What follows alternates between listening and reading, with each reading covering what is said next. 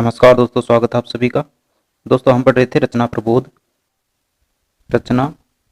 प्रबोध नामक जो पुस्तक है कक्षा 9 से 12 की जो पुस्तक है हम वो पढ़ रहे थे। अभी तक हमने 10 अध्यायों को यहाँ पे कंप्लीट कर लिया है और 11वां अध्याय जो कि वाक्य विचार है, इसका हमने आधा पार्ट कंप्लीट कर लिया है।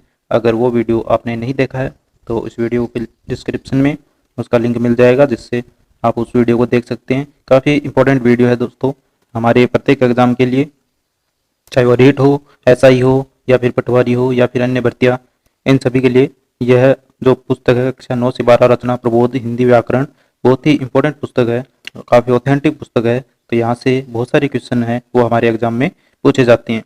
तो दोस्तों हम इस वीडियो में पढ़ने वाले हैं अध्याय नंबर 11। ठीक है, इसका जो आधा पार्ट हमने कंप्लीट कर लिया, जिसके अंतर्गत हमने वाक्य के भेद पढ़ लिए थे। ठीक है, वाक्य के अंग प्रकार पढ़ लिए थे।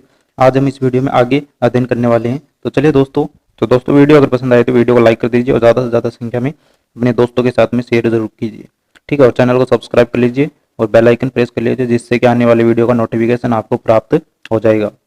तो चलिए दोस्तों शुरू करते हैं आज का मोस्ट इंपॉर्टेंट वीडियो। तो दोस्तों हमने पिछले वीडियो में वाक्य के प्रकार के बारे में पढ़ा था। ठीक है, रचना के आधार पर, अर्थ के आधार पर वाक्यों के प्रकार हमने पढ़ लिए थे। आज हम इस वीडियो में पढ़ने वाले हैं वाक्य विश्लेषण। ठीक है, तो शुरू करते हैं कि रचना के आधार पर निर्मित वाक्यों को उनके अंगों सहित अलग अलग करके, ठीक है, उनके अंगों सहित अलग अलग करके उनका परस्पर संबंध बताना वाक्य विश्लेषण या वाक्य विग्रह कहलाता है। ठीक है, तो यहाँ पर जो रचना के आधार पर निर्मित वाक्य हैं उनके अंगों सहित उनको अलग अलग करके और उनमें आपस में परस्पर जो संबंध बताने की जो क्रिया है वो वाक्य विग्रह या वाक्य विश्लेषण कहलाती है। चलिए देख लेते हैं आगे। तो पहला हमारे यहाँ पर है सरल वाक्य का विश्लेषण। तो रचना के आधार पर हमने वाक्यों को तीन प्रकार में बांटा था। कौन कौन से थे कि सरल वाक्य था, मिश्र वाक्य था और संयुक्त वाक्य। तो सबसे पहले आता है सरल वाक्य। सरल वाक्य के वाक्य विश्लेषण में सर्वप्रथम वाक्य के दो अंग उद्देश्य और विधेय को बताना होता है। उसके बाद उद्देश्य के अंग कर्ता व कर्ता का विस्तार तथा विधेय के अंतर्गत क्रम व क्रम का विस्तारक, पूरक पूरक का विस्तारक जो भी हो उनका उल्लेख करना होता है। तो उदाहरण देखते हैं हम यहाँ पर कि सभी मित्र दिल्ली का लाल किला देखने चले गए। मेरी बहन श्रेया कहानियों की पुस्तक पढ़ती है। ठीक है, तो इनमें हमने उद्देश्य और विधेय को अलग करना है। ठीक है, तो यहाँ पर देखिए उद्देश्य है और एक विधेय है। तो कर्ता क्या होगा इसमें, ठीक है, कर्ता का विस्तारक क्या होगा, कर्म क्या होगा और कर्म का विस्तारक। ठीक है, तो यहाँ पर पूरक और पूरक का विस्तारक, क्रिया और क्रिया का विस्तारक, इन सभी के बारे में हम देखते हैं। तो हमारा जो उदाहरण है, इन उदाहरणों को हम अलग अलग भागों में बांट कर देखें तो कर्ता देखें तो मित्र, ठीक है, मित्र, और कर्ता का जो विस्तारक है वो क्या है, सभी है। और कर्म क्या है, लाल किला, और कर्म का विस्तारक कहाँ, दिल्ली का। पूरक इसमें नहीं है और पूरक का विस्तारक भी नहीं है। क्रिया क्या हो रही है, देखने चले गए। ठीक है, तो इस प्रकार से ये अलग अलग भागों में विभाजित किया। इसी प्रकार से देखें तो उद्देश्य में कर्ता क्या है, श्रेया, ठीक है, और कर्ता का विस्तारक मेरी बहन। कर्ता का विस्तारक क्या होगा, मेरी बहन, और कर्म क्या होगा, पुस्तक। ठीक है, कर्म का विस्तारक पुस्तकें किसकी हैं, कहानियों की। और क्रिया क्या हो रही है, पढ़ती है। तो इस प्रकार से, और क्रिया का विस्तारक क्या हो जाएगा, बहुत। इसी प्रकार से जयपुर का सिटी पैलेस दर्शनीय स्थल है। तो इसमें जो कर्ता है वो क्या हो जाएगा, सिटी पैलेस। ठीक है, और कर्ता का जो विस्तारक है वो क्या है, जयपुर का। कर्म और कर्म का विस्तारक कुछ नहीं है। पूरक देखें तो पूरक में यहाँ पर क्या हो जाएगा, स्थल, और पूरक का विस्तारक क्या हो जाएगा, दर्शनीय। और क्रिया क्या है, क्रिया मतलब होने की क्रिया हो रही है। उसके बाद देखिए मिश्रित वाक्य या मिश्र वाक्य का विश्लेषण। मिश्रित वाक्य या मिश्र वाक्य का विश्लेषण। मिश्रित या मिश्र वाक्य के विश्लेषण में उसके प्रधान तथा आश्रित उपवाक्य एवं उसके प्रकार का उल्लेख किया जाता है। तो प्रधान तथा आश्रित उपवाक्य और उसके प्रकार का उल्लेख इसमें किया जाता है। तो उदाहरण देखें कि मेरे जीवन का लक्ष्य है कि मैं राष्ट्रपति बनूं। दूसरा उदाहरण क्या कहता है कि प्रांशु कल कॉलेज नहीं गया क्योंकि वह बीमार था।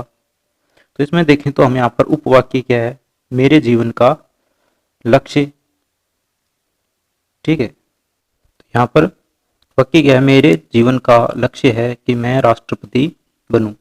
तो यहाँ पे वाक्य के भेद देखें तो कौन सा भेद है, प्रधान उपवाक्य। कौन सा है, प्रधान उपवाक्य। मेरे जीवन का लक्ष्य क्या है, प्रधान उपवाक्य। और आश्रित वाक्य क्या है, आश्रित संज्ञा उपवाक्य।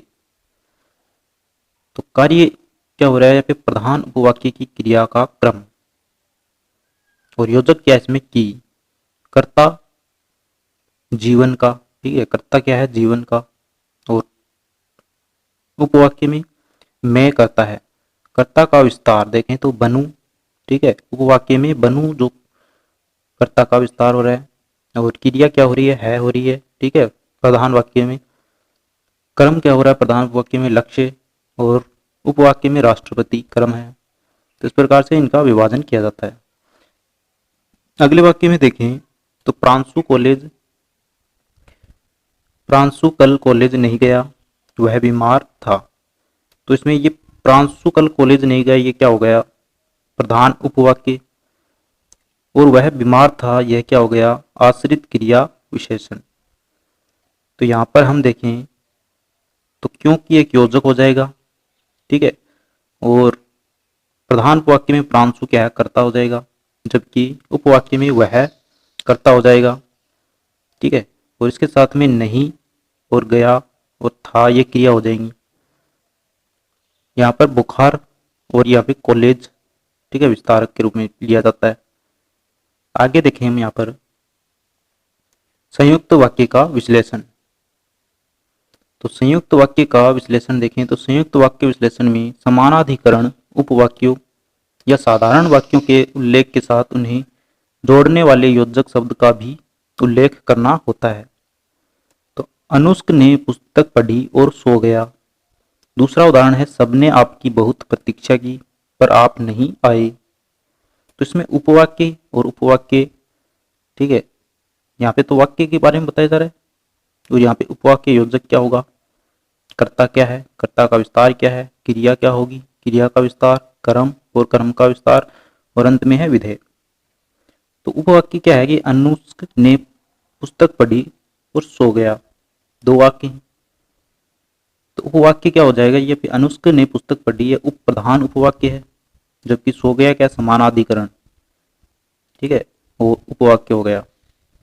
इसके साथ में जो समानाधिकरण उपवाक्य है सो गया, उसमें और संयोजक के रूप में लिया जा रहा है, ठीक है। कर्ता क्या हो जाएगा, कर्ता जो प्रधान उपवाक्य उसमें कर्ता क्या होगा, अनुष्क, जबकि उपवाक्य में सो वह, ठीक है, वह सो गया, जो कि लुप्त है, ठीक है। इसमें वाक्य में दर्शाया नहीं गया, वह लुप्त है। उसके बाद में क्रिया क्या हो रही है, प्रधान उपवाक्य में पढ़ने की, जबकि उपवाक्य में समानाधिकरण उपवाक्य में सो गया, ठीक है, सो गया की क्रिया हो रही है। और उसके बाद आगे देखें तो पुस्तक क्या है, क्रम है, पुस्तक क्रम है प्रधान उपवाक्य में। आगे है वाक्य संश्लेषण। वाक्य विश्लेषण में वाक्य में आए उपवाक्यों को अलग किया जाता है, ठीक है। वाक्य विश्लेषण में क्या किया जाता है कि वाक्य में जो उपवाक्य आते हैं उनको अलग किया जाता है, लेकिन वाक्य संश्लेषण में अलग अलग वाक्यों को मिलाकर एक वाक्य बना दिया जाता है। कालांश लगा, गुरुजी आए, कक्षा में पढ़ाया, दूसरी कक्षा में चले गए। तो वाक्य संश्लेषण में इन चार वाक्यों से एक वाक्य बनाया जाता है। तो उदाहरण देखें कि कालांश लगते ही गुरुजी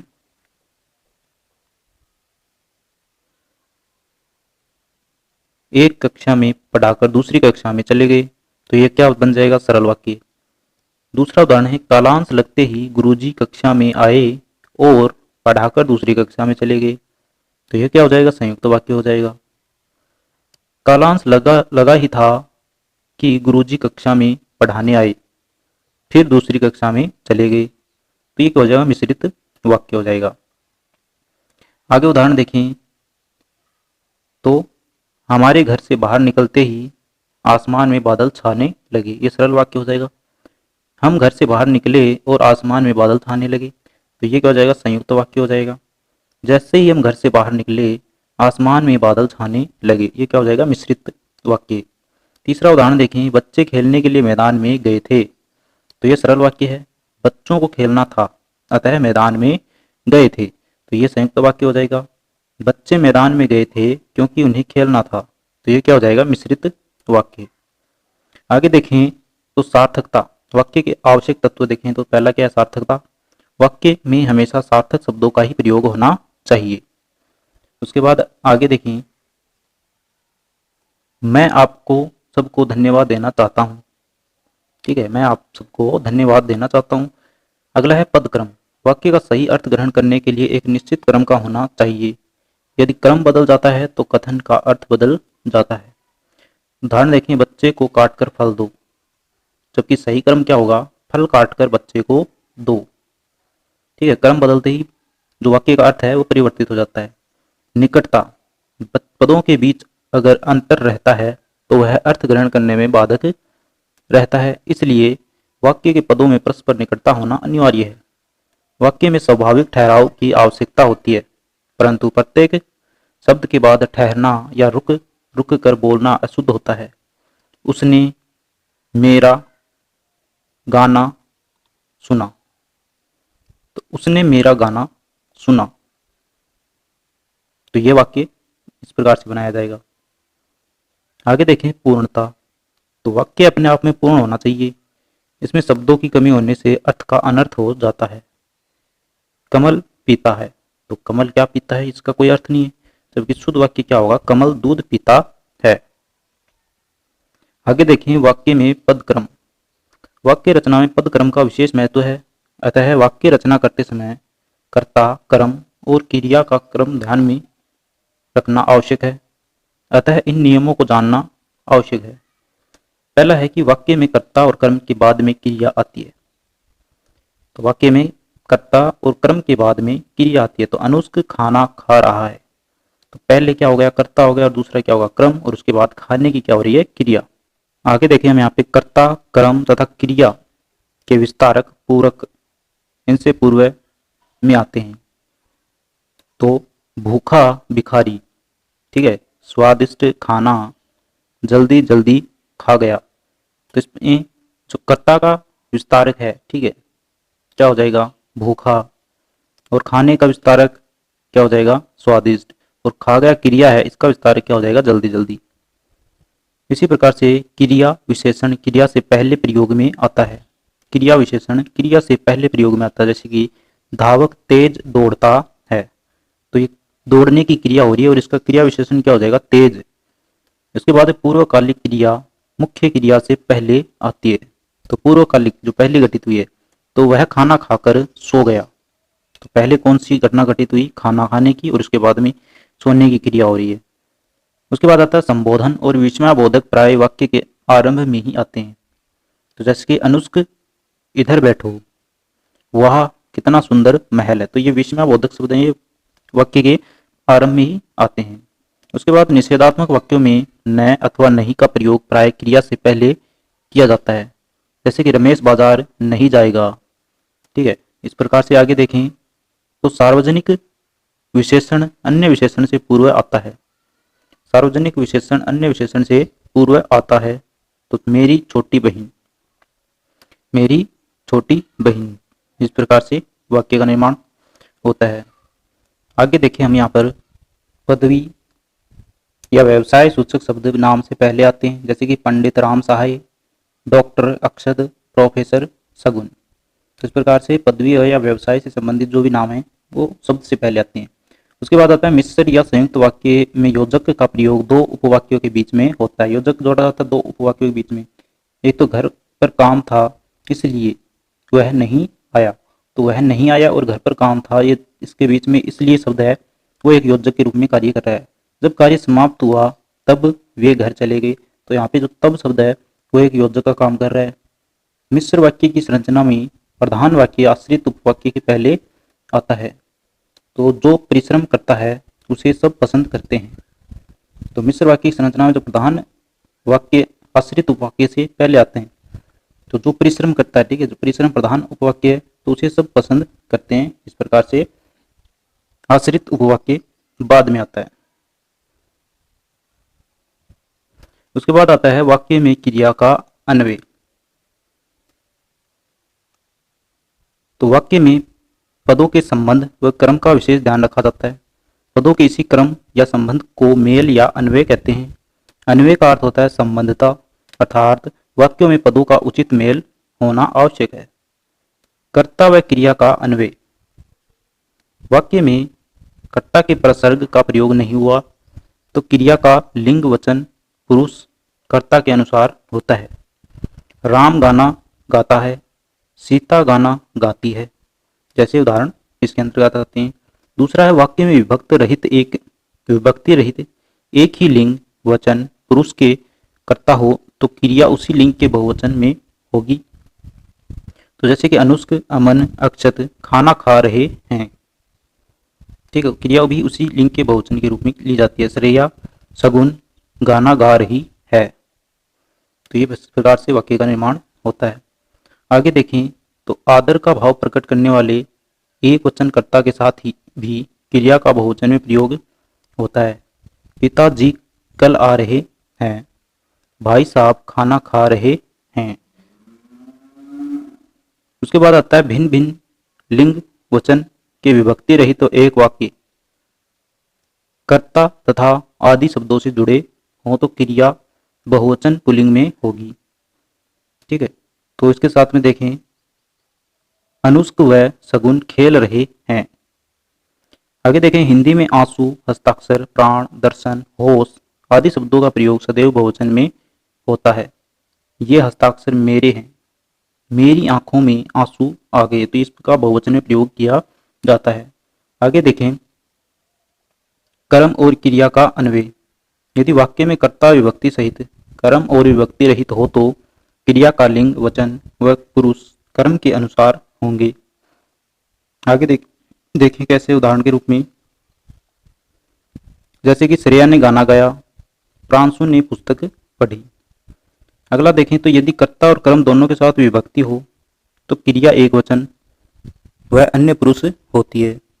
तो राम ने चोर को पकड़ा, अनुष्क ने अक्षत को देखा, तो यहाँ पे क्रिया एक वचन, ठीक है, के रूप में पाई जाती है।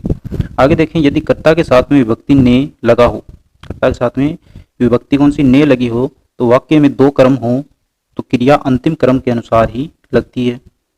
जैसे कि अनुष्क ने पुस्तक और पेंसिल खरीदा, ठीक है, पुस्तक और पेंसिल खरीदा। अमन ने मिठाई व फल खरीदे, तो दूसरे अंतिम जो दो क्रम हैं तो क्रिया है वो अंतिम क्रम के अनुसार ही होती है। आगे देखिए संज्ञा और सर्वनाम का अन्वय। संज्ञा और सर्वनाम का अन्वय।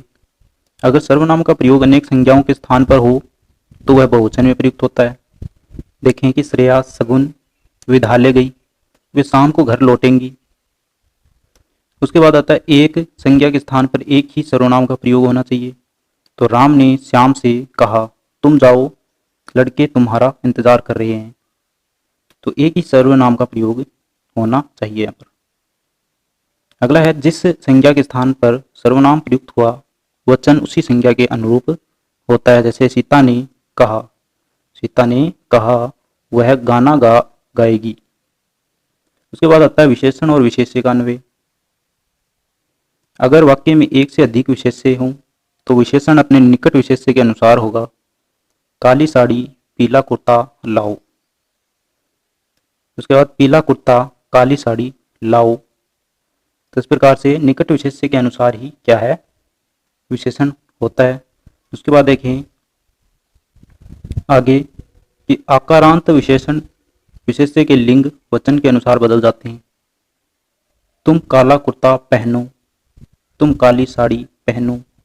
ठीक है, इस प्रकार से विशेषण है वो विशेष्य के लिंग वचन के अनुसार ही बदल जाते हैं, किंतु विशेषणों में विशेष्य के अनुरूप परिवर्तन नहीं होता।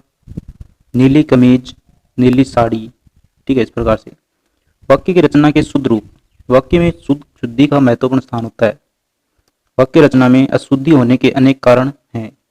व्याकरण के नियमों का व लिंग वचन का ज्ञान न होना, वाक्य में अनावश्यक शब्दों का प्रयोग, पदों को सही क्रम में न रखना, शब्दों के सही अर्थ की जानकारी नहीं होना। उसके बाद में आगे और देखें हम कि सर्वनाम और प्रसर्ग संबंधी अशुद्धि और पुनरुक्ति की अशुद्धि भी पाई जाती है। इस प्रकार से अशुद्धियां भाषा व अर्थ दोनों के सौंदर्य को हानि पहुंचाती हैं। तो सबसे पहले हम देखें पद क्रम संबंधी अशुद्धियां कौन सी होती हैं। तो बच्चे को काट कर फल दो, तो इसमें पद क्रम संबंधी अशुद्धि है, तो बच्चे को फल काट कर दो, शुद्ध रूप लिया जाएगा। इसी प्रकार मैंने बहते हुए बालक को देखा, जबकि इसका क्या होगा, मैंने बालक को बहते हुए देखा। यहाँ शुद्ध गाय का घी मिलता है, तो यहाँ गाय का शुद्ध घी भी मिलता है।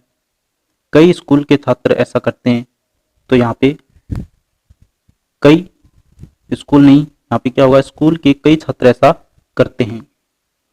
राधा के गले में एक मोतियों की माला है, तो राधा के गले में मोतियों की एक माला है। उसके बाद में आगे देखें हम यहाँ पर उदाहरण और, तो शीतल फलों का रस पीजिए, तो यहाँ पे वो क्या हो जाएगा कि फलों का शीतल रस पीजिए। एक कहानियों की पुस्तक दीजिए, तो कहानियों की एक पुस्तक दीजिए। यहाँ मुफ्त बीमारियों की दवा मिलती है, तो यहाँ बीमारियों की मुफ्त दवा मिलती है। तो ये क्रम संबंधी अशुद्धियां है पाई जाती हैं। अनावश्यक शब्दों के कारण आवश्यक वाक्य शुद्धि, तो मेरे पास केवल मात्र 20 रुपए हैं, तो मेरे पास मात्र या फिर केवल एक ही शब्द इसमें लिया जाएगा, तो 20 रुपए हैं। कृपया यहाँ बैठने की कृपा करें, जबकि यहाँ पे क्या हो जाएगा, कृपया यहाँ बैठिए। जल्दी वापस लौटकर आना, तो क्या है, जल्दी लौटकर आना।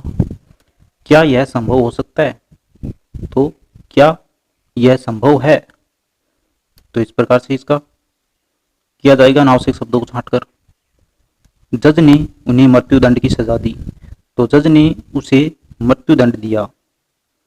मैं प्रातः काल के समय घूमने जाता हूं, तो मैं प्रातः काल घूमने जाता हूं। इस प्रकार से भी लिया जा सकता है इसका सब। अनावश्यक शब्दों को यहाँ से छाटा अलग करना होता है, अनावश्यक शब्दों की वजह से अशुद्धि आ जाती है सब वाक्यों में। शायद आज वे अवश्य आएंगे, तो शायद आज वे आएंगे। ठंडी बर्फ लाओ, बर्फ लाओ। तुम्हारे कपड़े बहुत सुंदरम है, तो यानी कि सुंदरतम है, तो तुम्हारे कपड़े बहुत सुंदर है।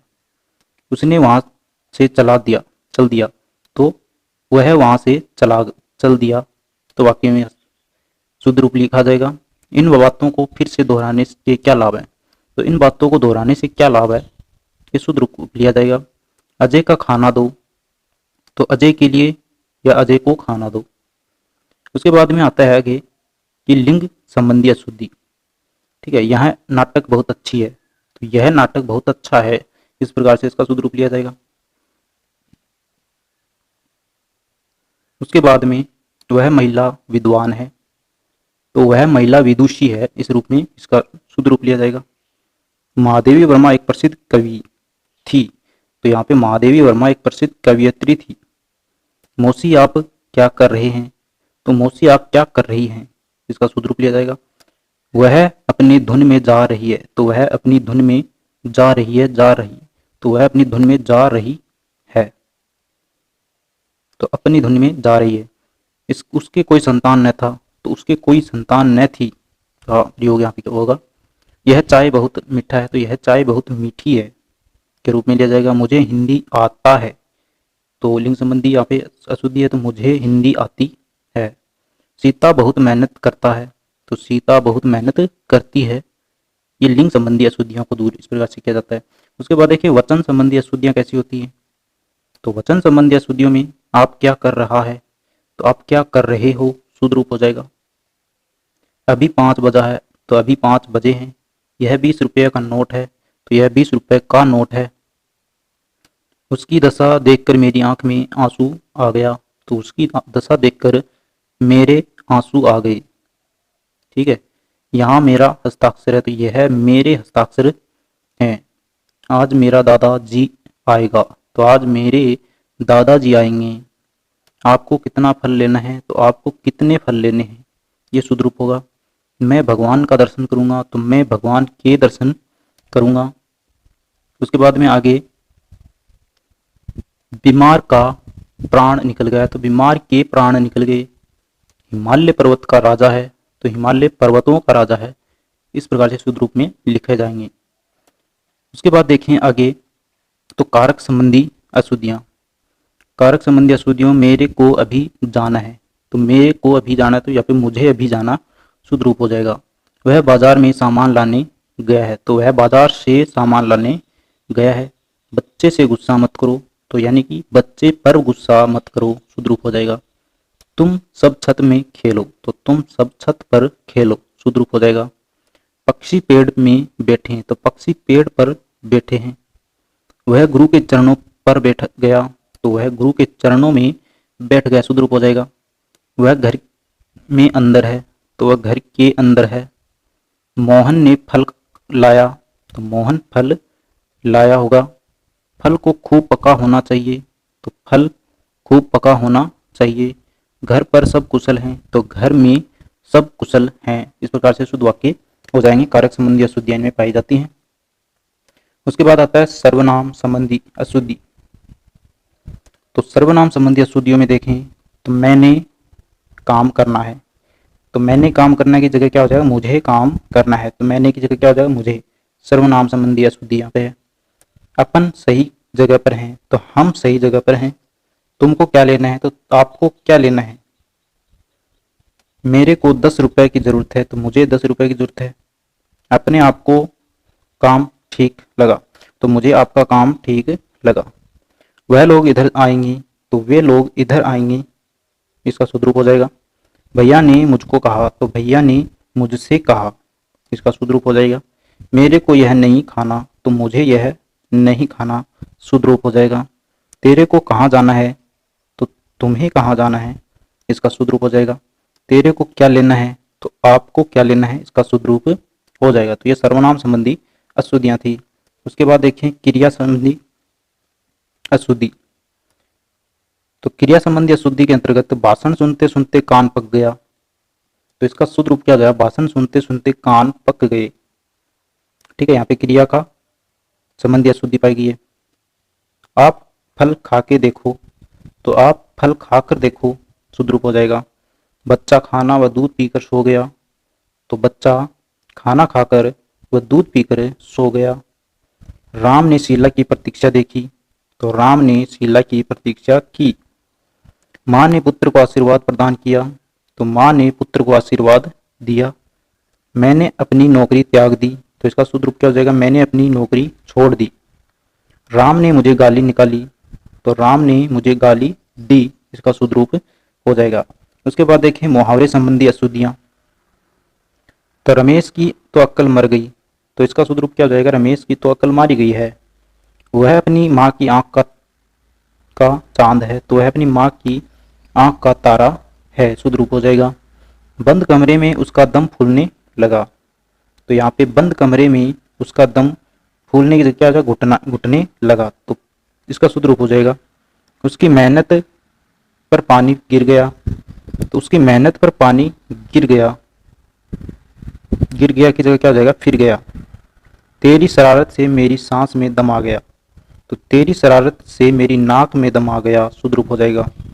गीता के मुंह से फूल गिरते हैं, तो भाई गीता के मुंह से फूल गिरते हैं, इसका शुद्ध रूप क्या हो जाएगा, गीता के मुख से फूल झड़ते हैं। राम तो अपनी अकल का शत्रु है, तो राम तो अपनी अकल का दुश्मन है। इस प्रकार से इसका शुद्ध रूप हो जाएगा मुहावरे की दृष्टि से।